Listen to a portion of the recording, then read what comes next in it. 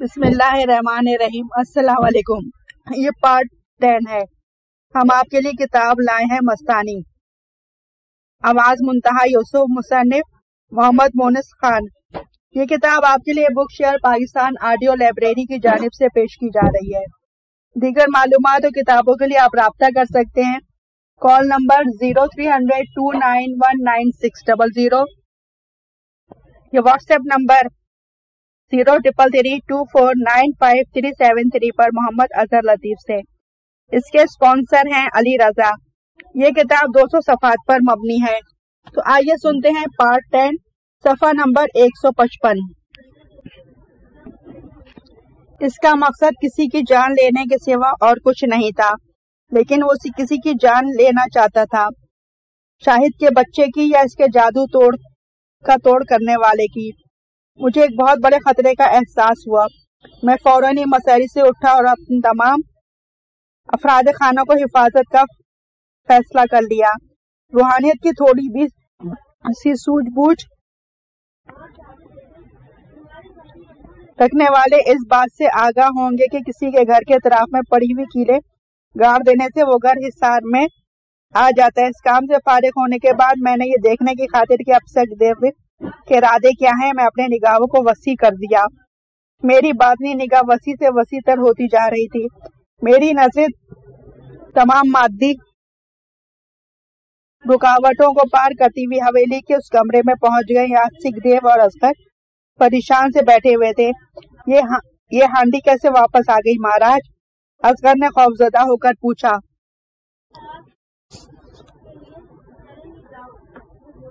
यही विचार तो मुझे भी है, सिखदेव ने जवाब दिया। फिर कमरे में टहलते हुए बोला, इस धरती पे ऐसा शक्तिदान कौन सा है जो मेरे मंत्र का तोड़ कर सके?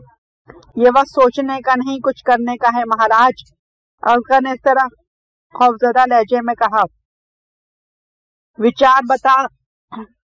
कुछ नहीं किया जा सकता, सिखदेव ने बेचैनी से टहलते हुए कहा। जब तक मुकाबिल का पता न चल जाए कुछ नहीं किया जा सकता, कुछ नहीं किया जा सकता। मेरा तो ख्याल है वो जो कोई भी है इसी घर में रहता है। असगर ने डरते डरते कहा। हाँ, तेरा विचार सही है, सिखदेव ने इसके ख्याल की तायीद की। फिर फजा में नजरें गाड़ते हुए बोला, लेकिन वो कौन हो सकता है? और वो जो कोई भी है इसने आपके जादू का तोड़ करके मेरी महबूबा की गोद भर दी है। असगर बेबसी से बोला।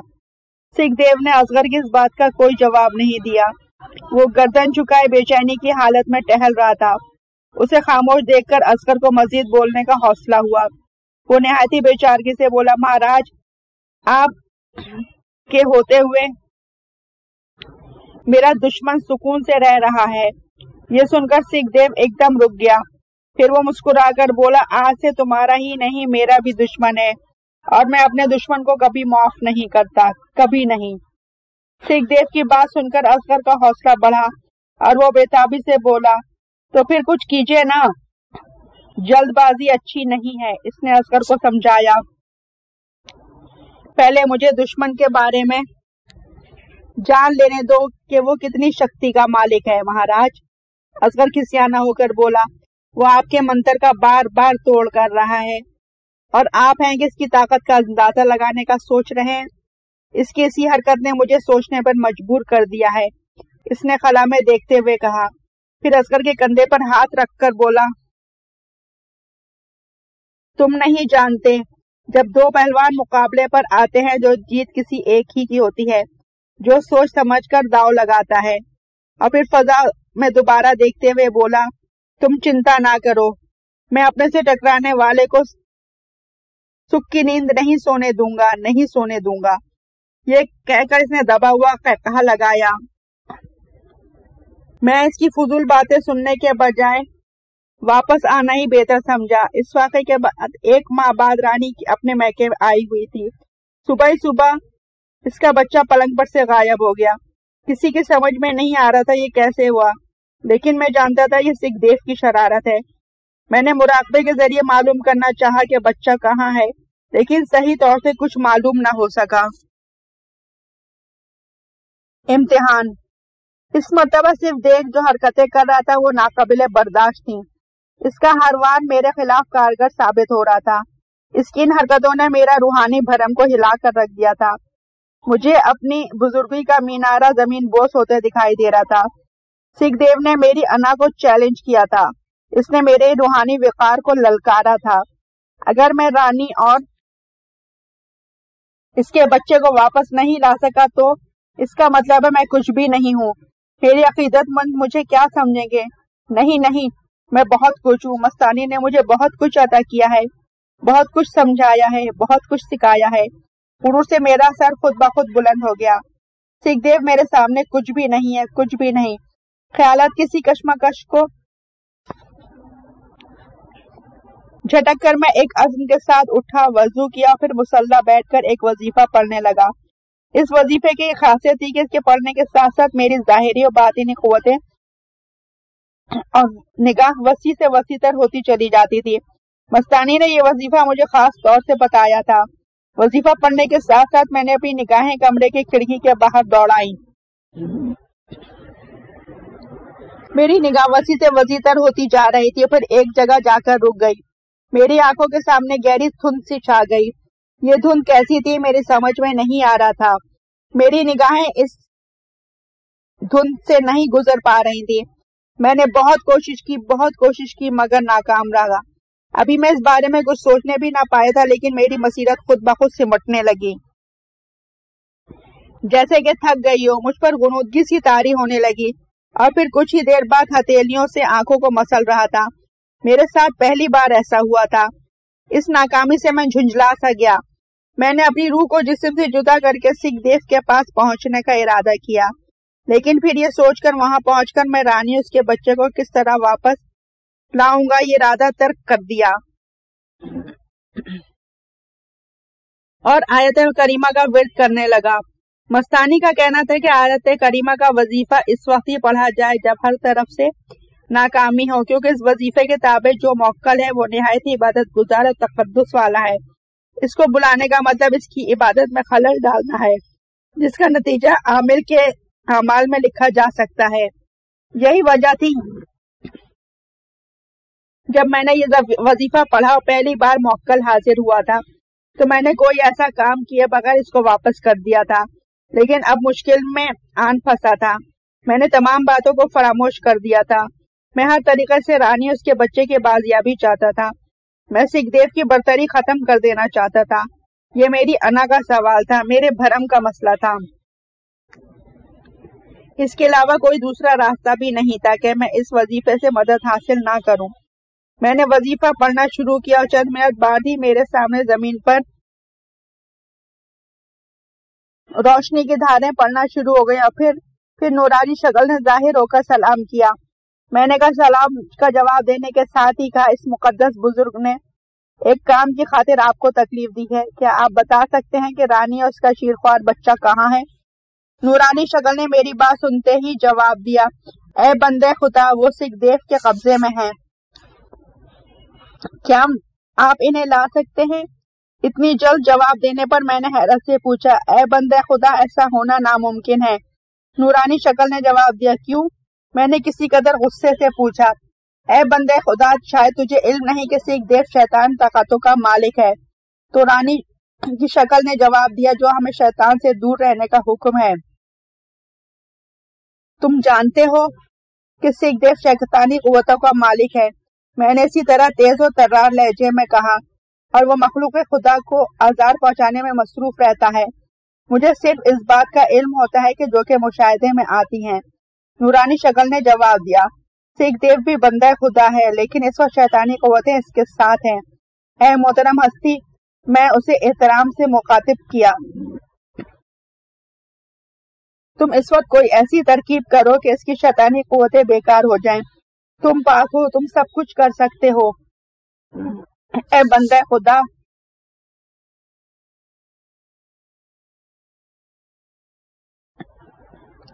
نجس چیز سے چھو کر پاک شے بھی ناپاک ہو جاتی ہے. نورانی شکل نے مختصر جواب دیا، ہوں تو تم اس وقت بے بس ہو. میں نے جھنجلا کر کہا، اس آیت کی جو برکتیں تم سے منسوب ہیں، کیا وہ اے بندے خدا، حق تعالیٰ نے اپنے نیک بندوں پر رحمت نازل فرماتا ہے۔ نورانی شکل نے جواب دیا، اور مجھے حکم الہی کے مطابق اس کا اختیار حاصل ہے، لیکن میں اس اختیار کا غلط استعمال نہیں کر سکتا۔ میں تمہیں بتا چکا ہوں، اس وقت سکھ دیو کے پاس شیطانی قوتیں موجود ہیں اور میں اس پر رحمت نہیں کر سکتا۔ تو پھر تم رانی اس کے بچے پر اپنی رحمت نازل کر دو، میں نے سوچ کر کہا، اور اس وقت وہ بھی شیطانی قوتوں کے گھیراؤں میں ہیں۔ اس تک پہنچنے کی خاطر تمہیں میرے زبردست موکلوں سے کام لینا ہوگا، نورانی شکل نے بتایا۔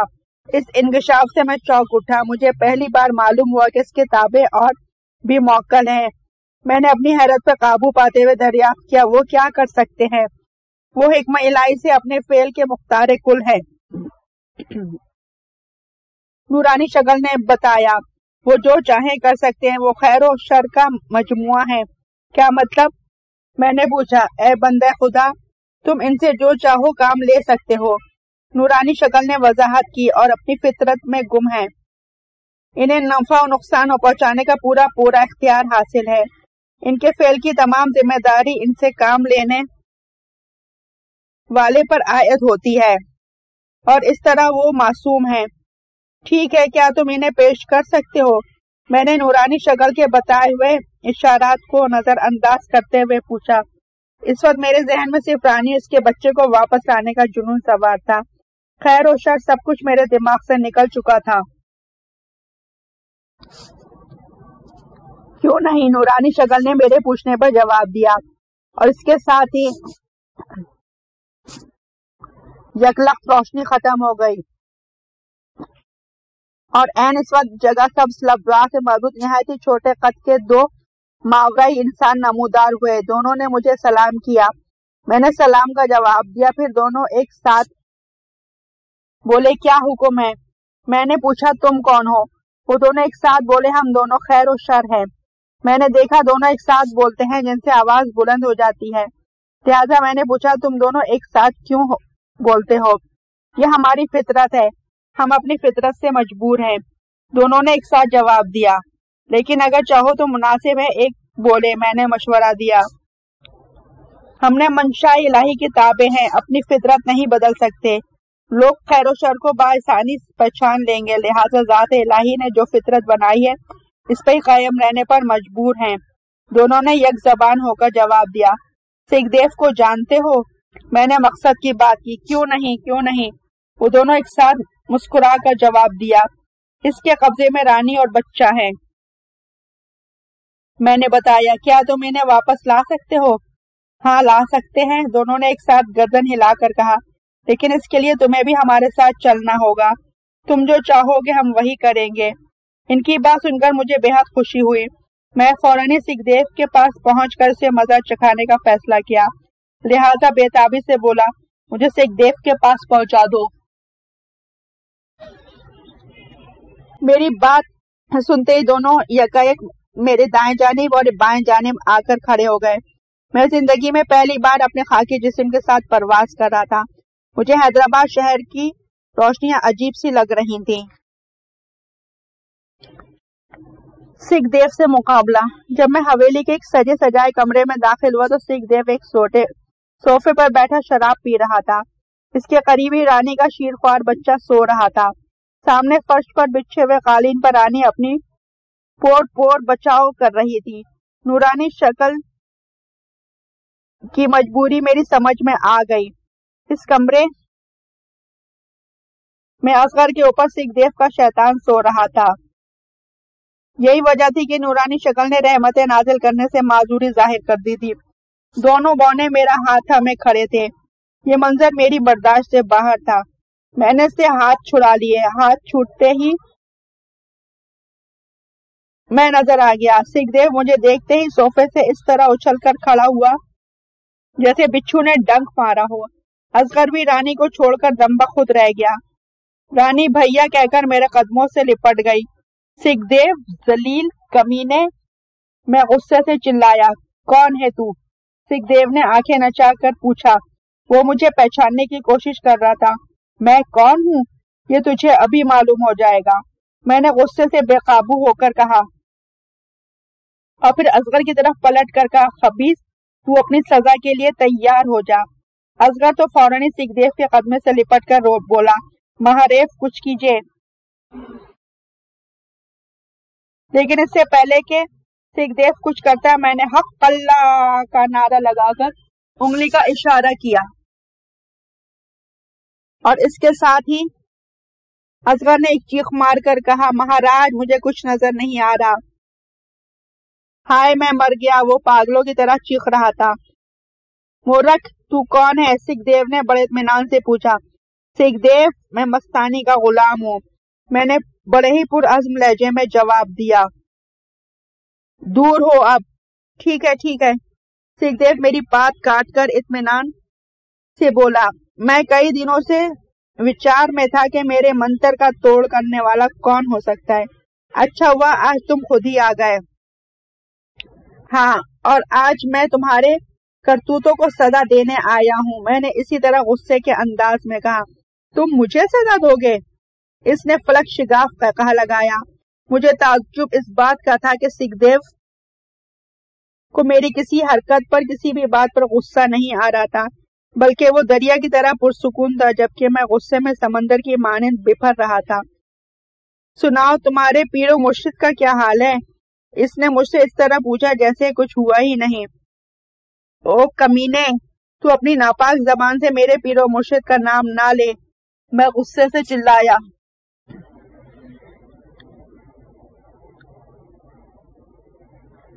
اوہ، بڑا گھمنڈ ہے اپنے پیر و مرشد پر، اس نے حقارت آمیز مسکراہٹ سے کہا۔ اس کے ساتھ ہی میں نے دیکھا اصغر بالکل ٹھیک ٹھاک کھڑا پل کے چپکا رہا تھا، جس کا مطلب یہ تھا کہ سکھ دیو نے باتوں ہی باتوں میں میرے وار کا توڑ کر دیا تھا۔ اصغر کو ٹھیک حالت میں دیکھ کر میں ایک بار پھر آپے سے باہر ہو گیا۔ میں نے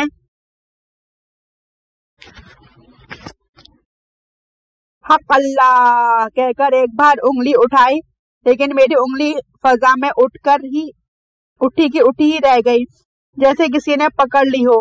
میں نے انگلی نیچے لانے کی بہت کوشش کی، لیکن ناکام رہا۔ سکھ دیو کے چہرے پر فاتحانہ مسکراہٹ کھیل رہی تھی۔ میں نے بونوں کی طرف دیکھا، یہ میرا اشارہ کرتے ہی دونوں نے فضا میں اس طرح ہاتھ چلائے جیسے کسی کو پکڑ رہے ہو۔ اس کے ساتھ ہی فضا میں ایک بھیانک چیخ سنائی دی اور میرا ہاتھ نیچے آ گیا۔ ہاتھ کے نیچے آتے ہی سکھ دیو کے چہرے کی مسکراہٹ غائب ہو گئی، لیکن دوسرے ہی لمحے وہ قہقہا لگا کر بولا، مورکھ، جس کی خاطر تو یہاں آیا، دیکھ وہ کیا کر رہی ہے۔ او خبیث، تو اوچھی حرکتوں پہ اتر آیا۔ میں دھاڑا اور ایک آیت پڑھ کر اس کی طرف پھونکا۔ میرا خیال تھا وہ اس وظیفے سے جل کر بھسم ہو جائے گا، لیکن وہ اپنی جگہ اطمینان سے کھڑا رہا۔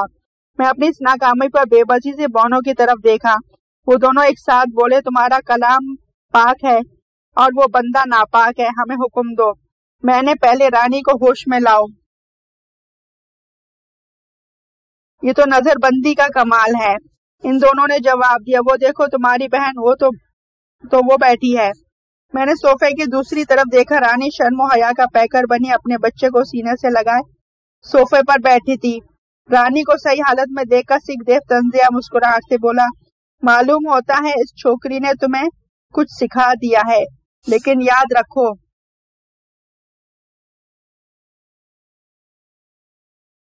مورکھ، اس دھرتی پہ دو شکتی دان نہیں رہ سکتے۔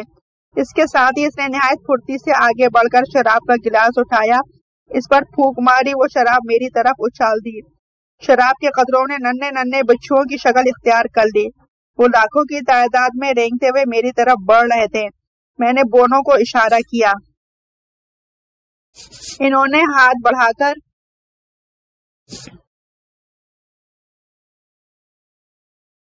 انہیں اس طرح سمیٹا جیسے جھاڑو سے کوڑا سمیٹا جاتا ہے۔ اپنے منتر کا یہ حشر دیکھ کر اس نے پریشانی سے کمرے میں چاروں جانب نظر دوڑائی، جیسے کسی کو ڈھونڈ رہا ہو، لیکن اسے کچھ نظر نہ آیا۔ دونوں بونے پردہ غیب میں تھے اور وہ اسے نظر نہیں آئے، بونے صرف مجھے ہی نظر آ رہے تھے۔ پھر وہ نہایت ڈھٹائی سے بولا، مورکھ، تو نرک میں نہ جانے کو تیار ہو جا۔ اب میں اسے کوئی موقع نہیں دینا چاہتا تھا۔ اس سے پہلے کہ وہ کوئی حرکت کرتا میں نے بونو سے کہا اس بدبخت کو جہنم رسید کر دو۔ ابھی الفاظ میری زبان سے پوری طرح ادا بھی نہیں ہوئے تھے کہ سکھ دیو کے احترام میں آگ بھڑک اٹھی۔ وہ آگ کے اس دائرے میں سے نکلنے کی کوشش کرنے لگا۔ اس کی زبان تیزی سے کسی منتر کا جاپ کر رہی تھی۔ اس نے آگ سے دوبارہ نکلنے کی کوشش بھی کی لیکن ناکام رہا۔ پھر آگ کا دائرہ تنگ ہونے لگا۔ سکھ دیو کے چہرے پر پریشانی چھا گئی۔ جو دائرہ تنگ ہوتا جا رہا تھا وہ سخت خوفزدہ اور پریشان ہوتا جا رہا تھا اور میرے چہرے پر فاتحانہ مسکراہٹ کھیل رہی تھی۔ پھر میں نے دیکھا سکھ دیو زمین پر دھسنا شروع ہو گیا۔ اس کے ہونٹوں سے کلمہ تمجید نکل رہا تھا۔ میں نے سمجھا وہ آخری وقت میں مسلمان ہو رہا ہے، لہذا حقارت سے بولا سکھ دیو تو خدا کو دھوکہ نہیں دے سکتا، تیرا ٹھکانہ جہنم ہے۔ سکھ دیو گردن تک دھسنے کے بعد نہایت ہی بے بسی سے کہا مورخ ہم پھر ملیں گے، میری بات یاد رکھنا، اس دھرتی پہ دو شکتی دان نہیں رہ سکتے۔ آخری الفاظ کے ساتھ ہی وہ میری نظروں سے غائب ہو گیا اور آگ بھی یکدم بجھ گئی، لیکن اس کے آخری الفاظ میرے دماغ پر ہتھوڑا برسا رہے تھے۔ کیا سکھ دیو بچ گیا؟ کیا وہ مجھے دوبارہ ملنے آئے گا؟ میں نے سوالیہ نظروں سے بونو کی طرف دیکھا۔ وہ میری پریشانی دیکھ کر ایک ساتھ بولے۔ ہم نے اسے جلانے کی پوری کوشش کی لیکن آخر وقت سے ایک پاک کلام نے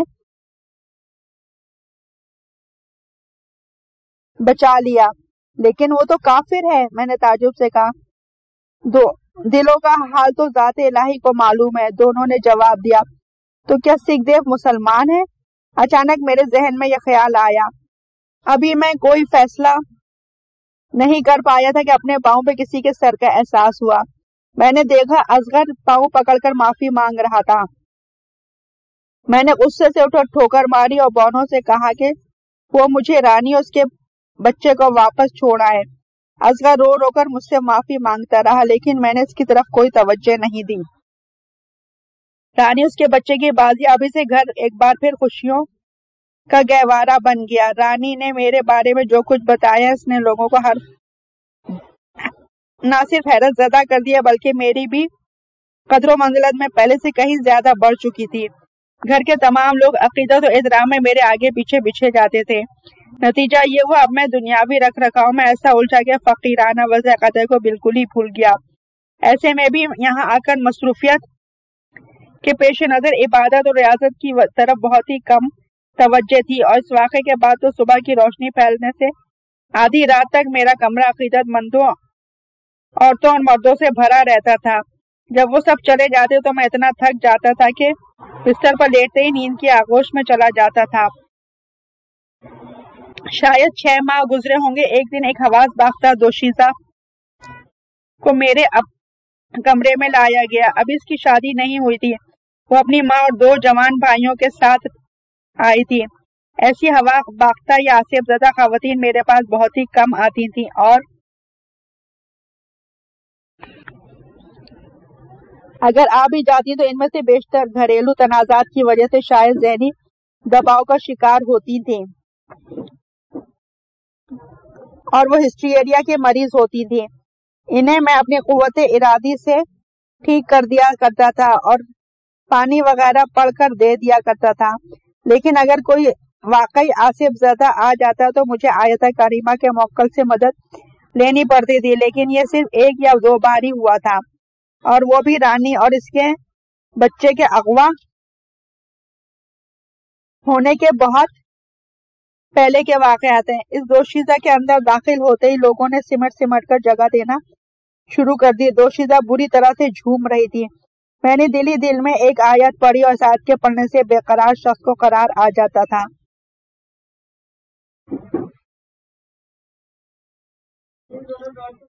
لیکن میں نے دیکھا اس لڑکی پر کوئی اثر نہیں ہوا۔ دوشیزہ میرے سامنے 2 زانو بیٹھ کر جھومتی رہی۔ میں نے مراقبے کے ذریعے معلوم کیا اس پر واقعی اثر تھا۔ وہ نہایت ہی شریر جن تھا۔ میں نے پڑھ کر اس کے چہرے پہ پھونکے ماری۔ کچھ دیر بعد جن بول اٹھا، اس سے بتایا اس لڑکی کے گھر میں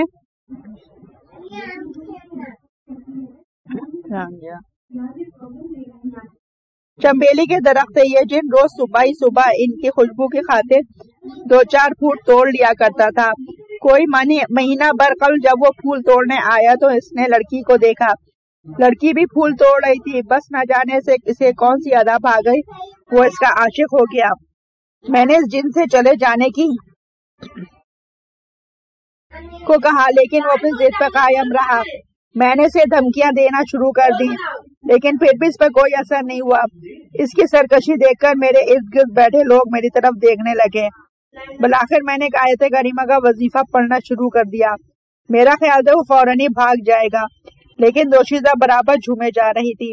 وظیفہ پڑھتے ہوئے 5 منٹ سے زیادہ ہو گئے، لیکن نہ تو موکل ظاہر ہوا اور نہ ہی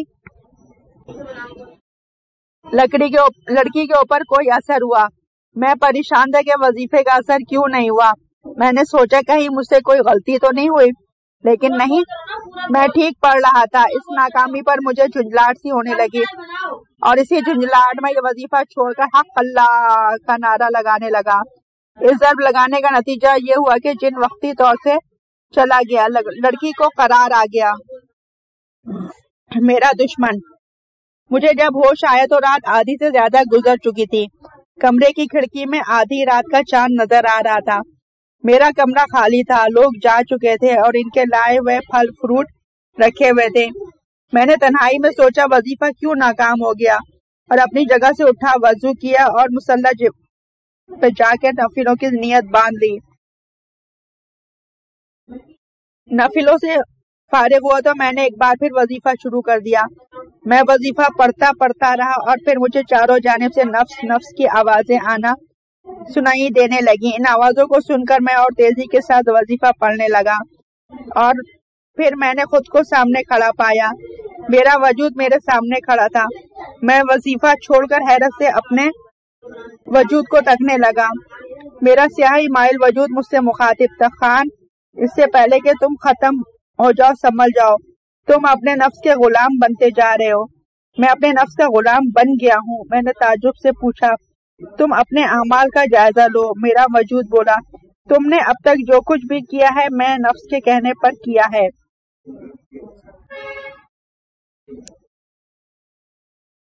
ناممکن، قطعی ناممکن، میں نے پر اعتماد لہجے میں کہا۔ خان، تم حقیقت کو نہیں جھٹلا سکتے، میرے وجود نے کہا۔ تمہارا نفس تمہیں برباد کرنے پہ تلا ہوا ہے۔ تمہاری عبادت اور ریاضت ضائع ہوتی جا رہی ہے۔ تمہیں خیر و شر کی پہچان نہیں رہی۔ تم نے سکھ دیو کو جھلسا کر اپنے نفس کو تسکین دی ہے۔ اس کے بعد میرا وجود دھندلانے لگا، اس کے خد و خال بگڑتے چلے گئے، پھر وہاں کچھ بھی نہیں تھا۔ اپنے وجود کے غائب ہوتے ہی اس طرح سے چونکا جیسے نیند سے بیدار ہو چکا ہوں۔ یہ سب کیا تھا؟ میں اسے اشارہ خداوندی ہی کہوں گا۔ حق تعالیٰ کی بھی کیا شان ہے کہ اپنے بھٹکے ہوئے بندوں کو بھی کن کن طریقوں سے ہدایت دیتا ہے۔ اس اشارے کو پاتے ہی میں نے اپنا دل کو ٹٹولا۔ واقعی یہاں آ کر میں نفس کا غلام بن گیا تھا۔ نفس نہایت چالاکی سے مجھ پر قبضہ کرتا جا رہا تھا۔ میں یہاں آ کر دنیاوی شان و شوکت میں ایسا کھویا کہ خدا کو بالکل ہی بھول گیا۔ میں جو اس کے قریب ہوتا جا رہا تھا اپنے اعمال کی بدولت سے دور ہوتا چلا گیا۔ میری عبادت اور ریاضت سب کچھ اسی کے لیے ہوتی تھی، لیکن اب وہ سب اپنے روحانی اقتدار قائم رکھنے کی خاطر کر رہا تھا۔ سکھ دیو کے ساتھ ہی میں نے جو کچھ کیا وہ ایک فطری عمل تھا، لیکن کیا یہ میرا عمل جائز تھا؟ مجھ جیسے انسان کو جو قرب الہی کا خواستگار ہو اس کی مخلوق کو نقصان پہنچانے کا حق تو نہیں؟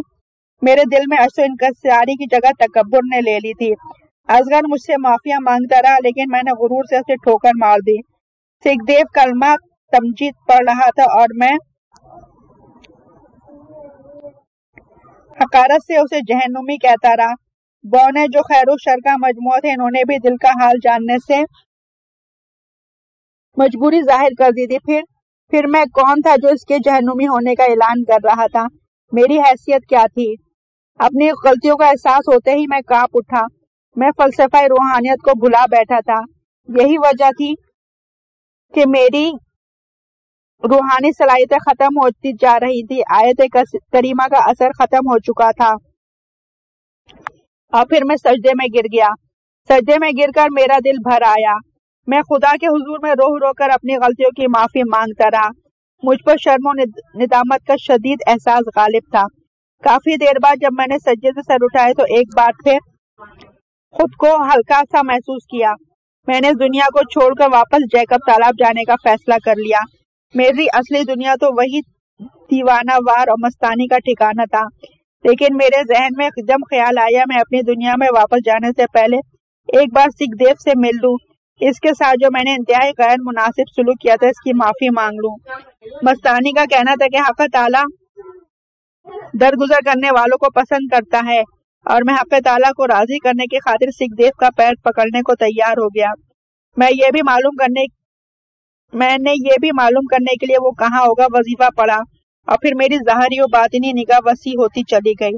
میں نے دیکھا دریا کے بیچ درختوں کے جھنڈ میں واقع ایک مندر کی سیڑھیوں پر جھلسا ہوا سکھ دیو لیٹا تھا. اس کے پاس ایک بوڑھی سنیاسی بیٹھا زخموں کا علاج کر رہا تھا. 6 ماہ گزر جانے کے باوجود اس کے زخم نہیں بھرے تھے. اس کی یہ حالت دیکھ کر مجھے سخت افسوس ہوا. میں نے فوراً ہی اپنی بصیرت کو سمیٹا اور بھگ کر پہنچ کر اس سے معافی مانگنے کا ارادہ کر لیا. کتاب مستانی کا پارٹ 10 صفحہ نمبر 174 پر اختتام پذیر ہوتا ہے. آپ پارٹ 11 صفحہ نمبر 174 سے سماعت فرمائیے.